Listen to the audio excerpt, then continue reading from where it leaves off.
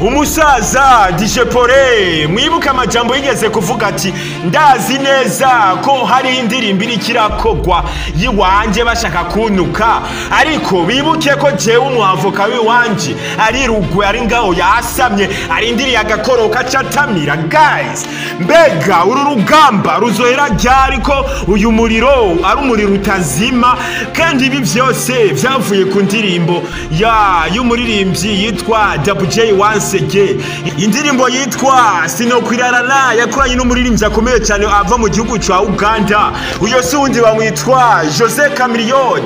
Guys, WJ yakubwira ati jewe ntubona ndababwire, jewe indirimbo yiwanje nayirose vuba, ahubwo jewe DJ Pole ndamushira indani, ndamwitwarira, ndamushira imbere y'amategeko.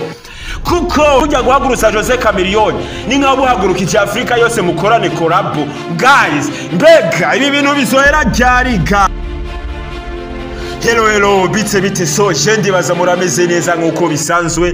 Kubatanzi nkaba nitwa Jafar Demoza cyangwa te promoter bivanye no kuvyumva cyangwa uko ubishaka. Guys, narababwiye kari je mushinga amateka y'umuziki w'u Burundi. Muntu ukeneye kumva rero ngo wumvirize, udakeneye kumva na waguruka ugende ku kiwanje niba hasomba urusaku. Guys, imvururu ku ndirimbo yitwa Nagaso yasohotse cyo ku mugoroba.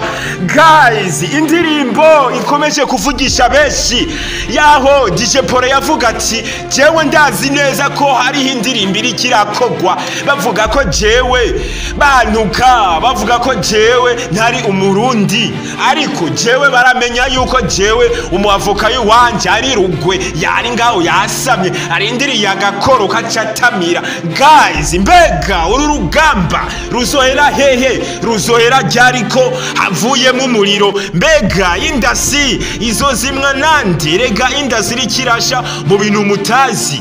Umusaza yashavuye DJ Pole, none dufate nde twanki ivyande twemera ivyande ko indirimbo yitwa Nagaso nayo yasohotse jo ku mugoroba. Indirimbo ikomeje kuvugisha benshi ati ngo DJ Pole arimwo ifoto yiwe kandi batabifitiye uburenganzira mu iyo ndirimbo.